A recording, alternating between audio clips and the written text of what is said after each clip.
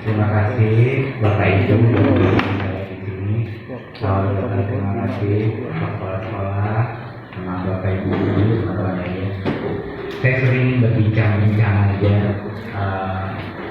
sama teman-teman di sini, pengen menanyakan itu suka dukanya PJJ itu seperti apa?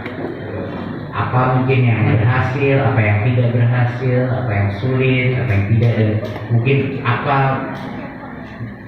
rekomendasi atau saran-saran untuk Kemendikbud yang bisa mungkin kami pikirkan dan kami konsiderasikan. Kalau saya paling senang diskusi terbuka aja, jadinya kalau saya dapat masukan dari teman-teman guru dan kepala sekolah, saya sangat apresiasi. Terima kasih.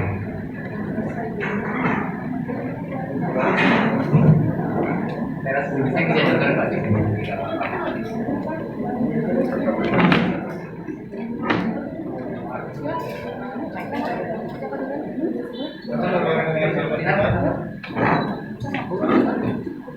Pak Menteri dan Bapak Ibu sekalian, jadi begini, Ibu sudah siap, Saya banyak mendengar aspirasi dari orang tua dan guru-guru. Ada yang suka dan siap dengan pembelajaran jarak jauh, ada yang keteteran juga, ada yang bingung untuk kontennya. Jadi sekarang Bapak Ibu silakan, mumpung ada Pak Menteri, disampaikan saja ya, mana bagian-bagian yang sudah jalan dengan sangat baik, mana yang perlu atensi ya, agar pemerintah kota bisa melakukan sesuatu, agar kementerian juga bisa melakukan sesuatu. Kira-kira begitu Pak Menteri ya. Ya, maka silakan, jangan ragu-ragu. Yang baik ceritakan, yang perlu atensi juga disampaikan. Silakan.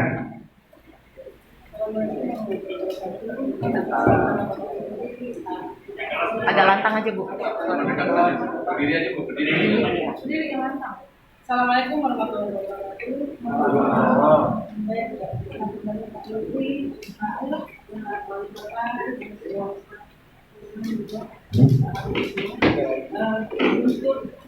Alhamdulillah, walaupun kami di SD kita, alhamdulillah untuk pembelajaran ini sangat tidak terlalu banyak membantu Pak.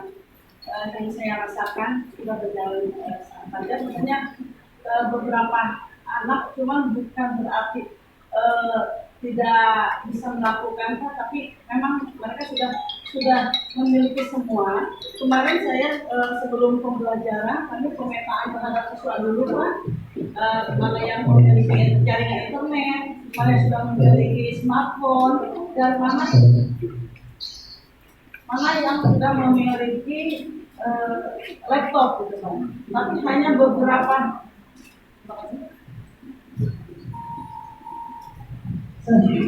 tapi hanya beberapa orang saja Pak yang memang fasilitas laptop. Untuk smartphone dan internet sudah memiliki semua, tidak masalah Pak. Nah, untuk itu juga kami sebagai guru di sini memberikan pembelajaran pun tidak ada kendala Pak. Karena tadi juga kami sebelum memberikan materi kami membuat program PJJ-nya dulu Pak dan PDR untuk pembelajaran di rumahnya. Lalu saya juga sebagai guru memberikan apabila kita memberikan tugas tidak terlalu membebani anak Pak. Apa yang disampaikan oleh Bapak bahwa kita rekreasi itu sifatnya Pak ya, menyenangkan dan anak itu walaupun belajar di rumah anak tetap merasa senang, dan kami pun tidak melihat kondisi orang tua juga. Apabila ada tugas tidak langsung harus dikirim kembali kepada guru, itu memberi waktu untuk mengirimkannya. Mungkin itu saja Pak. Terima kasih. Wassalamualaikum warahmatullahi wabarakatuh.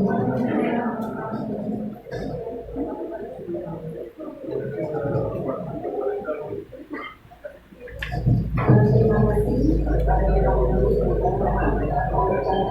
selamat datang di Alhamdulillah kita kedatangan orang yang hadir di pendidikan di Universitas dan salah satu di Kota Bogor juga Bapak Menhan. Alhamdulillah tadi yang disapa oleh Bapak merupakan merasa senang Kak karena kehadiran Bapak, alhamdulillah. Dan pembelajaran yang diikuti polisi 1 dan alhamdulillah juga kita berjalan lancar. Guru-guru di sini sudah mendapatkan informasi pedoman bagaimana cara melaksanakan pembelajaran jarak jauh dari rumah kita di sekolah, siswa di rumah. Dan ada pun pendekatan yang kita lakukan Pak, ada kombinasi, ada daring, dan kombinasi. Akan tetapi kita di sini ya seperti tadi Ani katakan, kita sudah melakukan pemetaan sebelumnya sebelum kegiatan pembelajaran ini dilaksanakan. Kita lakukan pemetaan dulu dari orang tua fasilitas apa yang mereka miliki di rumah. Apabila bahkan mungkin tidak menutup kemungkinan ada satu orang tua yang tidak mempunyai sarana pun, tetap kita layani. Kita adakan pendekatan juga, lalu dibuat rencana pembelajaran. Nah, untuk proses pembelajaran dari rumah ini, kita buat program semua dari kelas 1 sampai kelas 6 itu membuat program pembelajaran dari rumah itu 1 minggu. 1 minggu sebelumnya kita sudah buat dulu jadwalnya. Apa saja yang akan siswa lakukan, apa saja yang orang tua siapkan, dan apa juga yang harus guru siapkan. Jadi kita buat program di situ melalui program DBR, belajar dari rumah, dan kita menyesuaikan di dalam program itu, dan di dalam MTK itu ada 6 faktor yang harus kita sisihkan di dalamnya. Jadi kita tidak menuntaskan kurikulum Pak, kita mereview kurikulum dulu apa yang cocok diberikan di saat pandemi seperti sekarang ini, kita review dulu kurikulum. Ketika ada kompetensi dasar yang tidak kita sebaiknya tidak berikan di semester ini, maka kita tunda dulu. Kita tunda dulu, kita review. Setelah hasil review melalui kebetulan di Kota Bogor kita sudah sudah menyusun pedoman pembelajaran jarak jauh yang dibimbing oleh Pak Maman dari Dinas Pendidikan Kota Bogor. Kita menyusun pedomannya dan sudah dilakukan sosialisasi di Kota Bogor itu melalui daring ya Pak, yang kemarin melalui online kita sosialisasikan juga di Kota Bogor. Seperti apa sih pembelajaran jarak jauh itu, daringnya itu seperti apa, ilmunya itu seperti apa, perintah dari Pak Wali Kota juga Pak. Jadi Kota Bogor bekerjasama dengan PRMD, yaitu Pusat Riset Pendidikan Masa Depan, yang di situ kita membangun seperti apa sih belajar dari rumah, sehingga yang tidak membuat orang tua stres, tidak membuat guru stres, tidak membuat siswa stres. Jadi kita membuat programnya itu berupa hal yang menyenangkan. Ada 6 faktor yang di dalamnya, yang terdiri dari simulasi, numerasi, literasi, pendidikan karakter, cara pendidikan COVID-19, terus ada juga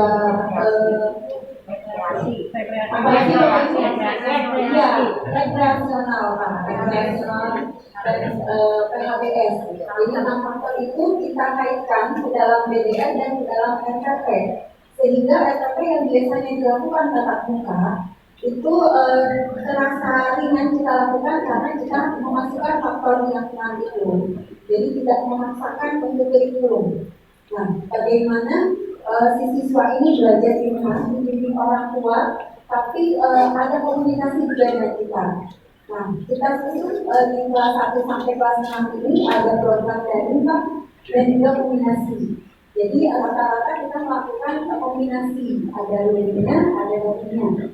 Nah, untuk daringnya ini kita melakukan seperti video conference. Rata-rata kita menggunakan Zoom. Ya, kita menggunakan Zoom dari kelas 1 sampai kelas 6 kita sudah melakukan melalui Zoom. Nah, di dalam Zoom itu kita padukan lagi aplikasi platform lain yang bisa kita gunakan. Jadi melalui di dalam Zoom itu ada share screen yang bisa kita share materi apa yang harus kita sampaikan kepada siswa. Nah, platform itu salah satunya kita sudah mengenal Kahoot yang Kahoot, Quizzes, Padlet, Google Classroom, terus apalagi Google Form, dan banyak lagi Pak. Jadi ada JPEG juga Pak. Jadi JPEG itu ada kegiatan sosialnya, ada komunikasi antar guru dan kepala sekolah, siswa satu sekolah. Gitu. Jadi mereka bisa berinteraksi di situ, mereka bisa bercerita seperti apa. Jadi ada banyak platform yang kita berusaha untuk eksplor gitu. Dan untuk PDR ini kita berusaha untuk mengeksplor kemandirian siswa. Jadi kemandirian siswa bagaimana agar mereka itu bereksplor. Jadi lebih ke eksplorasi dalam hal ini. Ya, mungkin itu saja. Boleh saya tanya? Boleh. Yang pertama saya ingin mengucapkan saya jarang sekali melihat pemahaman yang begitu rinci mengenai isu-isu pembelajaran. Ini merupakan hal yang sangat memotivasikan saya juga untuk melihat bahwa guru-guru juga sangat melakukan introspeksi mengenai apa yang sebenarnya cocok di tatap muka belum tentu cocok untuk belajar. Jadi yang benar yang pertama adalah fleksibilitas dalam kurikulum. Itu menurut saya sangat penting. Harus mengambil diskresi kepala sekolah dan guru. Ya udah kalau ini memang nggak cocok untuk PJJ, jangan dulu. Kita kompetensi dasarnya kita fokuskan mana yang terbaik dulu. Jadi itu saya salut sekali dari aspek itu. Kedua adalah kreativitas dalam mencari narasumber konten sendiri. Saya dengar tadi Ibu salah satu bisa sampai 70% daripada konten yang tertemu itu gratis ada di YouTube. Dan itu adalah kontribusi dari guru-guru lain yang selama ini sudah mengupload dan meng-create konten yang luar biasa. Kami juga di Kemendikbud telah melihat ini sebagai ada ledakan konten guru-guru di YouTube sekarang yang luar biasa. Jadi partisipasi itu yang maksud kami guru penggerak itu seperti itu, yang dengan sukarela memberikan konten secara gratis, ya kan, biar guru-guru lain bisa menikmati dan menggunakan untuk anak-anaknya. Jadi saya salut sekali penggunaan resource yang kreatif dan mencoba berbagai macam platform, bukan cuma mencoba satu. Nah ini banyak sekali teman-teman, banyak sekali yang selalu kami diminta atau diimbau untuk semuanya distandarisasi aja, hanya gunakan satu platform lain.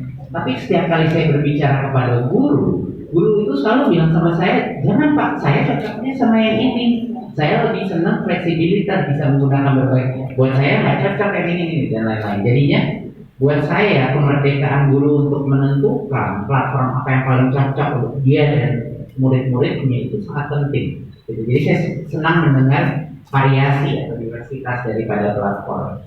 Saya ada beberapa pertanyaan. Selalu masalah yang saya dengar itu nomor satu, tadi saya koneksinya luar biasa saya lihat Bu. Mungkin di sekolah ini sangat beruntung ya koneksinya Pak Wali Kota. Saya selalu internetnya hampir lebih bagus dari rumah saya Pak. Jadinya itu sangat clear dan reliability. Mungkin nggak semua sekolah seberuntung ini ya. Banyak sekali yang bukan harus di daerah Jabodetabek pun banyak yang mungkin koneksinya tidak terlalu baik dan lain, jadi itu merupakan suatu hal yang baik.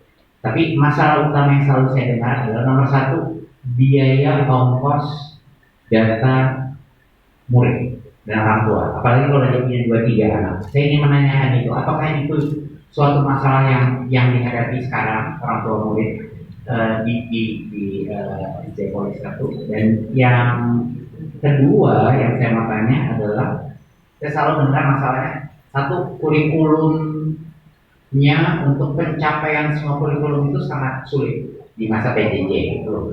Kedua adalah masalah kuota atau data. Ketiga adalah kesulitan juga dalam aspek TIK, tidak cukup TIK. Nah, yang saya ingin tanyakan, kalau tolong belak-belakan terbuka pada saya, di mana intervensi yang terpenting yang diharapkan dari pemerintah pusat? Mungkin Pak Wali. Menambahkan Pak Menteri. Jadi SD Polisi 1 ini adalah salah satu contoh terbaik ya, dalam hal pembelajaran jarak jauh. Tapi seperti Pak Menteri sampaikan, di luar sana kita masih menemukan banyak sekali persoalan. Intinya 3 Pak Menteri. Pertama adalah infrastruktur. Jadi mereka yang belum beruntung memiliki akses. Yang kedua adalah persoalan silabus atau kurikulum. Di sini Pak Menteri lihat guru-gurunya sangat inovatif dan kreatif. Ya. Tetapi banyak yang mati gaya Pak Menteri. Banyak yang buntu, banyak yang bingung. Kita mau ngapain lagi? Gitu. Karena kualitas SDM-nya agak berbeda dengan SD Polisi 1 yang luar biasa ini. Ya. Seperti Ibu ini tadi kan. Gak berhenti-berhenti ngomong ngomongnya Pak Menteri kan? Kalau Pak Menteri interupsi selesai jadi 1 jam. Tapi di SD lain banyak yang nggak sampai, bingung gitu. Nah, itu yang kedua. Yang ketiga Pak Menteri adalah masalah keuangan. Saya banyak sekali menerima japri ibu-ibu yang galaknya setengah mati sama saya. Mereka bilang, aduh Pak Wali, saya ini stres. Suami saya nganggur. Saya harus jaga anak, harus suami, harus beli kuota dan lain-lain. Jadi masalah keuangan tadi, tiga. Nah, yang pertama infrastruktur, insya Allah Pak Menteri, kota akan mengalokasikan ini. Jadi saya perintahkan sekarang anggaran keuangan dan anggaran 2021 ini ada kepala dinas kominfonya Pak Menteri, cek satu kota mana infrastruktur yang perlu. Ya, kita intervensi kita akan bangun, dan supaya aksesnya sama. Yang kedua, persoalan silabus, kita menggandeng konsultan. Kan bisa dibantu guru-guru ini untuk berpikir. Nah, karena kita pun bingung kadang-kadang. Tapi kalau konsultan pendidikan, oke. Nah, dananya dari mana? APBD akan bantu.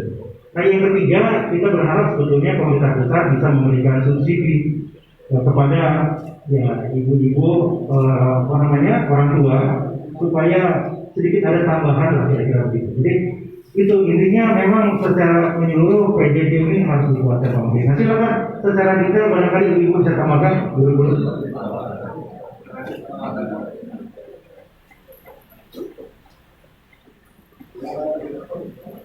Terima kasih. Assalamualaikum warahmatullahi wabarakatuh. Yang saya hormati Pak Menteri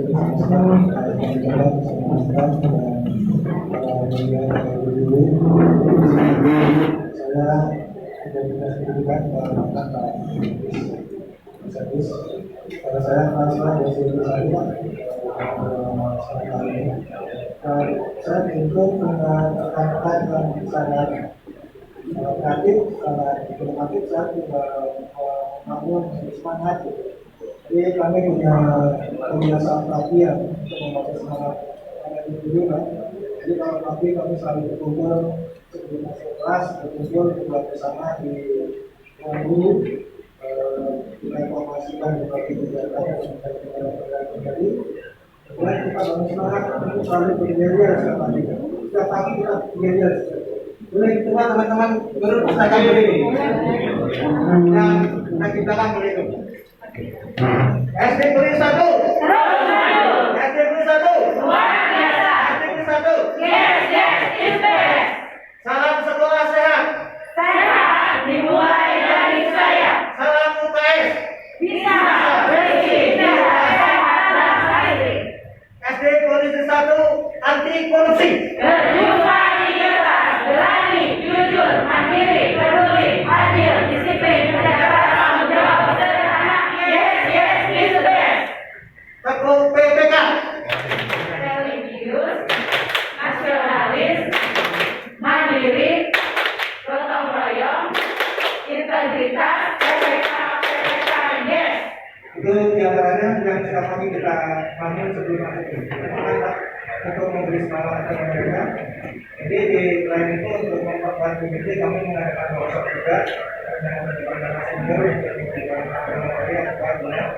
terkait dengan apa yang diselesaikan tadi, kita sudah punya penyimpanan target dan materi siapa yang ini sudah ditentukan materi yang sudah disampaikan dengan masa pandemi dan sebenarnya mendapatkan guru yang ada.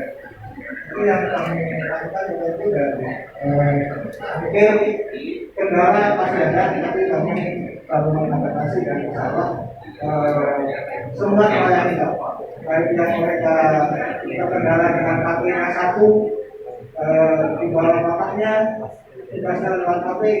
Dan seperti itu kami fasilitasi supaya tugasnya dikumpulkan tidak tepat-tepat seperti waktu gitu. Itu biasanya bisa ditemukan minggu depan. Jadi semua kita fasilitasi. Nah, ini perkataan itu nanti kita rasa itu. Terima kasih. Assalamualaikum warahmatullahi wabarakatuh.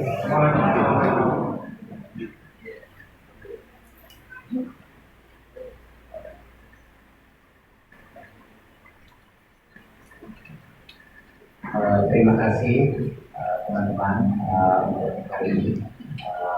Saya akan berkunjung beberapa soal hari ini, jadi mohon maaf buat saya dulu. Cuma saya ingin mengingatkan aja beberapa hal yang telah kita lakukan di Kemendikbud, yang ingat bahwa sebenarnya relaksasi dana BOS ya 100% fleksibel sekarang harapannya juga bisa membantu ya. Kalau misalnya nanti butuh bantuan lagi, kami selalu akan mengkonsiderasi itu ya dalam anggaran.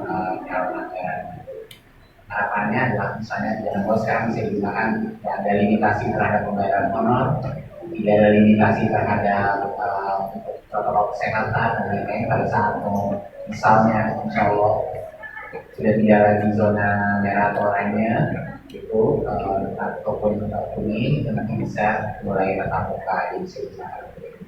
Kedua, satu PR kami adalah kurikulum ya, untuk memastikan bahwa sebenarnya memberikan legalitas pada guru-guru untuk benar-benar menyederhanakan kurikulum sendiri. Sudah banyak yang sudah bergerak dulu seperti sekolah yang di sini SD1, SD1 di sini, tapi banyak sekali guru-guru yang masih ragu-ragu. Jadi itu adalah satu PR kita, dalam waktu cepat kita akan menekankan penyederhanaan kurikulum dan yang saya bilang kurikulum darurat, penyederhanaan kurikulum. Dan yang terakhir adalah kita akan memastikan setelah ini agar semua adaptasi ke teknologi ini pada saat kembali tatap muka, tapi kita masih kenal teknologi, kita masih bisa menggunakan teknologi dalam berbagai macam. Walaupun dalam hati saya tidak ingin PJJ, saya ingin semua anak kembali tatap muka, itu sangat penting. Jadi PJJ itu bukan kebijakan pemerintah, atau PJJ itu kita terpaksa karena pilihannya antara ada pembelajaran atau tidak ada pembelajaran sama sekali karena krisis kesehatan gitu.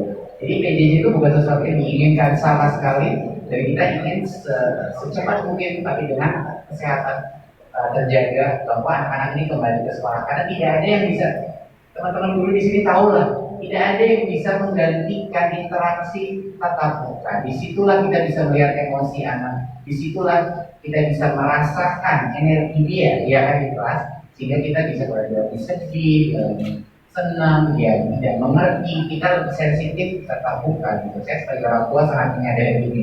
Kita selalu membantu mereka melalui Zoom, tapi tidak sama gitu. Dan yang terakhir adalah luar biasa, tadi saya mendengar bahwa peran orang tua, kembali lagi peran orang tua, pasti program-program PJJ yang sukses bukan hanya gurunya dan sekolahnya, tetapi orang tua mana yang lebih aktif berpartisipasi di dalam pembelajaran jarak jauh. Kalau subsidi pusat tadi memungkinkan nggak Pak Menteri dari pusat, dari kementerian itu orang tua sampai nggak mampu tadi Pak? 100% dana BOS itu diberikan fleksibilitas untuk membeli pulsa anak dan orang tuanya. Bisa ya? Bisa. Itu sudah kita bebaskan dari dana BOS. Masalah BOS-nya kurang atau tidak itu masalah berbeda lagi. Ya kalau misalnya dengan biaya operasional banyak sekali. Tapi BOS kalau masih yang tadi itu dibagi-bagi di masa darurat COVID itu boleh buat pembelian pulsa guru, sekolah dan orang tua untuk anaknya. Itu diperkenankan. Jadi kalau ada syarat BOS yang ekstra yang perlu membantu untuk orang tua yang paling membutuhkan, dia pasien yang dia anak atau apa, itu boleh digunakan untuk murid.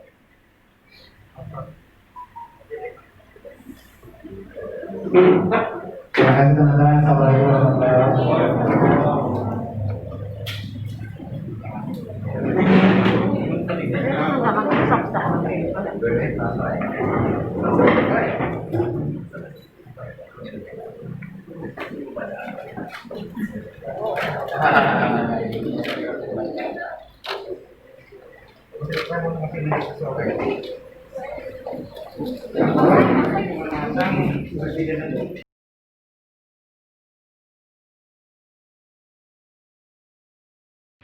Saya memasuki area gedung Regina Pacis, di mana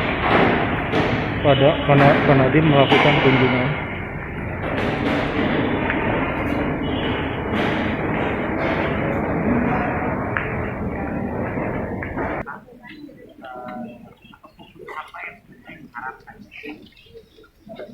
Kanadim Makarim didampingi oleh Wali Kota Bogor Bima Arya Sugiarto, kunjungan ke SMP Regina Pacis.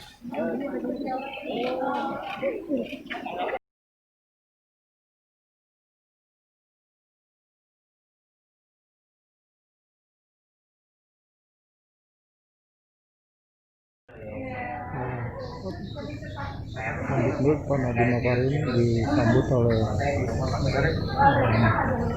tuan rumah dan apakah beliau sedang berbincang-bincang.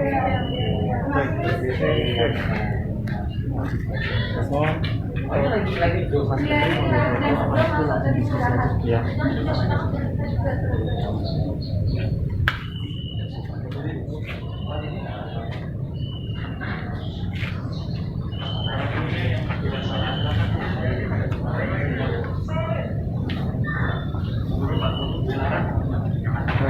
Seperti biasa beliau akan bincang-bincang mungkin dengan para guru ya di pesantren Al-Fatah yang terkait dengan PJJ ya, penerapan PJJ khususnya di masa pandemi COVID-19 ini yang belum berakhir. Terima kasih.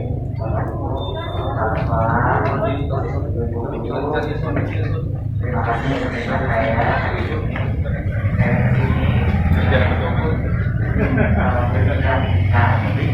Dan bukan untuk berbicara, saya ini sebenarnya untuk belajar dan untuk belajar. Apa? Belum pernah saya buka begitu banyaknya anak kok pengen balik ke sekolah.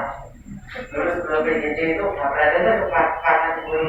Sekarang semuanya katanya kakak guru. Karena kami melakukan survei itu bukan cuma itu hanya tangan kakak dengan teman dulu. Gitu. Jadi itu merupakan suatu hal yang akan sadari yang tidak ada yang di dalam itu menginginkan PJJ ini terjadi. Ini kami terpaksa karena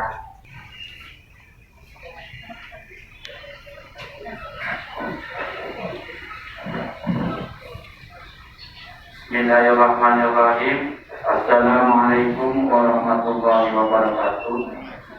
Alhamdulillahirabbil alamin wa bihi nasta'inu ala umuri dunya waddin wassalatu wassalamu ala asrofil anbiya'i wal mursalin walhamdulillahirabbil alamin.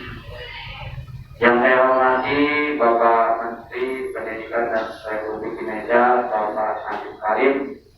Yang saya hormati semuanya, mudah-mudahan Allah memudahkan.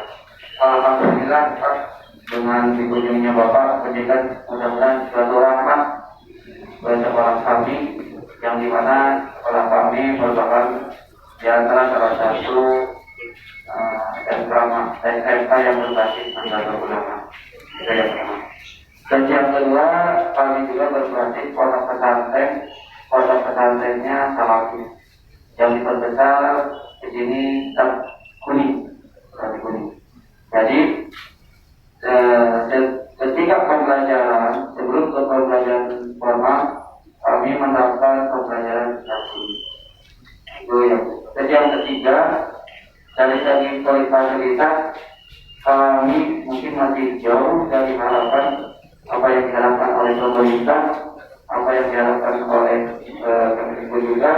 Tetapi kami tidak henti-hentinya tidak merasa menyerah untuk pembelajaran ini, karena kami sudah dididik dengan yang namanya pondok pesantren. Jadi apapun yang datang sini kami dari basic apapun. Kenapa? Karena kami punya basic pesantren. Dan yang keempat, ketika ada pandemi kesini, kami mungkin merasa heran sedikit, tapi alhamdulillah kami bisa mengatasi yang dikedepankan yaitu untuk mendidik anak. Nah, tapi ada beberapa kendala. Pertama, kendalanya itu dari segi jaringan gerak. Kenapa? Karena siswi yang ada di kami itu menengah ke bawah kan. Bahkan jarak itu ada yang di bawah salah seperti itu. Ya. Nah, dari pembelajaran PJJ ini mungkin hanya 50% yang mengikuti Zoom, yang mengikuti Zoom. Nah, 50%-nya bagaimana? Itu menggunakan WA group. Jadi tertulis apa? Karena kalau Zoom, karena kami survei ke daerah-daerah yang punya ke daerah sekolah kami, ternyata tidak didukung. Yang tidak didukung bahkan sinyalnya pun juga sudah diganti beberapa kartu istilah inilah, ternyata ada yang cepat ada yang tidak. Akhirnya 50% menggunakan Zoom dan Google Meet, 50% juga menggunakan Webroom. Nah, itu ada lagi kami sudah Pak, sudah ketika yang benar-benar tidak memiliki fasilitas, karena kan handphonenya pun juga kan memang smartphone ini handphonenya masih handphone jadul, tidak dapat kami bantu siswa yang tersebut. Gitu. Jadi apapun kendalanya kami tidak menyerah. Kami tidak menyerah, yaitu menyatukan satu misi untuk mendidik siswa dengan syarat pondok pesantren. Gitu yang kami terapkan. Itu saja. Nah, satu pihak lagi kami juga sangat mendukung apapun kebijakan pemerintah dalam PJJ. Kami tidak menyerah sedikit pun. Jika ada kebijakan dari pemerintah untuk melakukan tatap muka, kami siap 100% dari segi protokol dan kesehatan. Itu saja yang kami dapat sampaikan. Terima kasih. Wabillahi taufiq wal hidayah. Wassalamualaikum warahmatullahi wabarakatuh.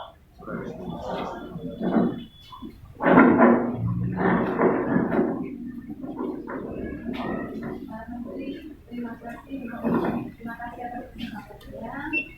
Waduh, luar biasa, mungkin kami sangat bermotivasi. Saya rekomendasikan sebagai kepala sekolah yang sejarahnya begini.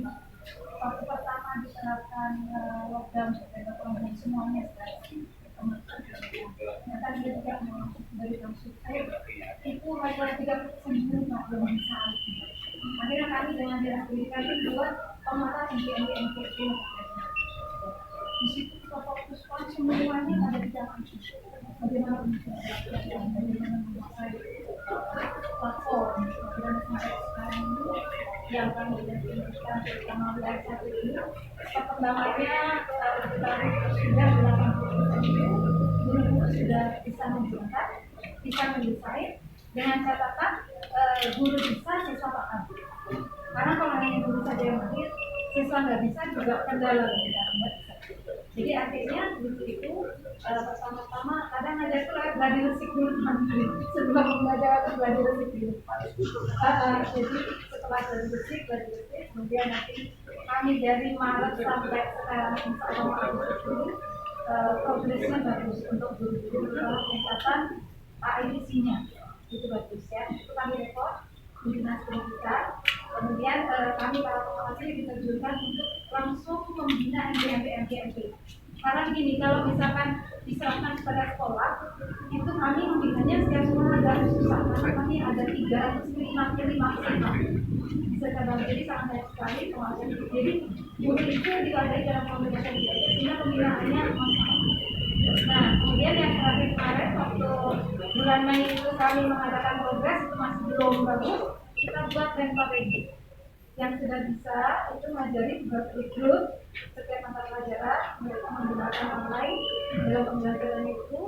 Dan kemarin data terakhir kita ini verifikasi terakhir itu dengan laporan 80% guru sudah mahir sekali jadi terbiasa meskipun menggunakan hanya satu atau dua platform itu atau tools yang dia gunakan itu sudah bisa. Jadi setelah dilihat beberapa sekolah untuk pembelajaran PJJ terutama online ini kami progresnya dari Maret sampai bulan Juli kemarin itu. Nah, tapi kami memang sama yang disampaikan orang tua kendalanya betul itu kami rasakan semuanya. Bahkan orang tua itu sering tidak pribadi mengatakan ibu mohon. Nah, ini karena solusi ya. Kami ini kadang untuk kebutuhan pokoknya diadakan kuota dulu biar anak belajar dia bagus untuk belajar anak dulu mudah-mudahan nanti dicukupkan oleh Allah kebutuhannya. Yang penting kita ini menjaga kesehatan sesuai dengan polisi dari dinas pendidikan. Anak kita sehat, meskipun memang betul kalau kita capai kurikulum kita tidak maksimal. Kemarin hasil terakhir yang PAT, penilaian akhir tahun, ya itu semuanya sudah daring ya, sudah tidak ada yang on-the-spot. Itu rata-rata nilainya memang belum tidak sesuai dengan waktu pembelajaran. Nah di situ kami dinas pendidikan dan juga bareng dengan pengawas dan juga itu kepala sekolah. Kalau kita ini di SMK itu kita sangat solid juga dari pendidikan. Jadi saya pengawas sampai 20 ramadan. Mana guru yang belum bisa, mana yang belum ini. Karena ini kita kasih training untuk sampai minimal menguasai dari satu kelas, satu kelas, satu bagaimana juga bisa menerapkan pembelajaran bukan tes saja. Karena kebanyakan hanya didukung dan tes. Anak ini kurang adanya proses pembelajaran. Sehingga dalam pembelajaran dari sini alhamdulillah progresnya bagus. Apapun kita mengingat sama kami di bawah ini sama 40%. Ini pasti Pak Menteri sudah punya solusi-solusi apa yang tadi sudah disampaikan. Kendala-kendalanya. Tentunya kendalanya bukan di Indonesia saja, di mana-mana juga sama ya. Karena ini sudah selesai. Harapannya kemarin juga saya tekankan ke Bapak Ibu Kepala Sekolah yang penting anak waktu lockdown sehat, kembali lagi ke sekolah sehat, tidak ada yang kena virus dan utuh kita aja nggak ada kurikulum dan sebagainya, kita fleksibel saja, yang penting ada proses belajar.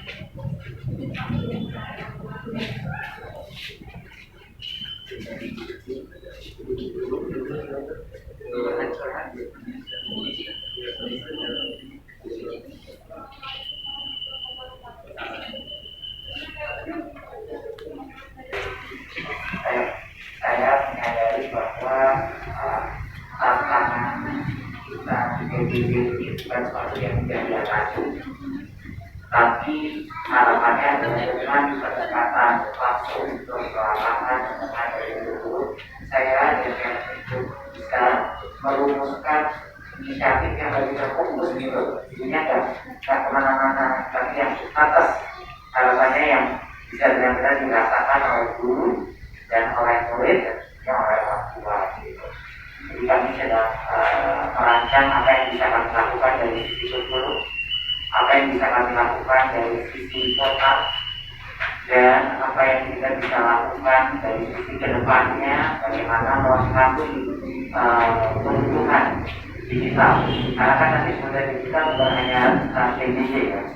Kedepannya anak-anak akan selalu semakin masuk ke dalam dunia digitalisasi pendidikan. Jadi itu adalah 3 hal yang kami berjanji untuk berfokus dan mendengar dan akan merespon. Tapi harapan utama kami adalah bahwa pandemi ini segera berakhir ya. Insya Allah dalam waktu dekat angka infeksinya itu harapannya insya Allah akan menurun dan anak-anak bisa kembali lagi ke sekolah, dan itu adalah satu-satunya solusi yang terbaik gitu. Jadi asal kita bisa mengontrol kondisi kesehatan, nah disitulah kita bisa pulih kembali. Terima kasih sekali lagi sudah menerima saya. Terima kasih untuk perkataan yang jujur dan terbuka, karena hanya dengan begitu kita bisa belajar jika bentuk situasi di lapangan seperti apa. Ya, terima kasih. Assalamualaikum warahmatullahi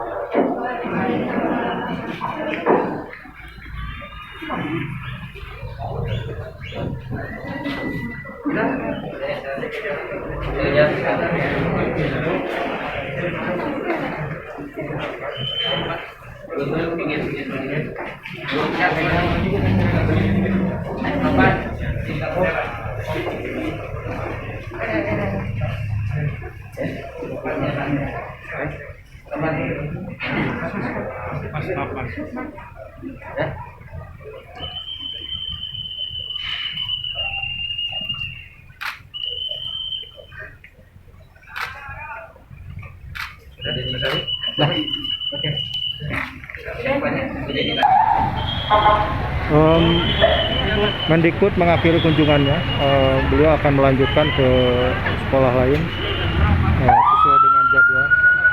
Beliau akan meninggalkan pesantren Al-Fatah ya, ini yang ada di Repek Ciomas ya, beserta rombongan.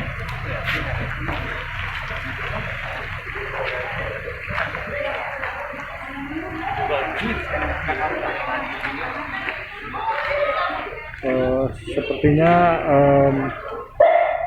aktivitas pesantren Al-Fatah sangat berbahagia, bergembira bisa dikunjungi oleh Mendikbud Republik Indonesia Nadiem Makarim.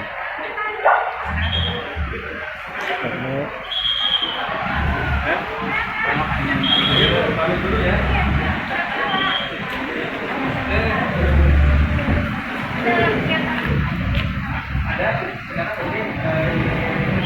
Ya, para petugas lalu lintas nih sudah menormalkan lalu lintasnya.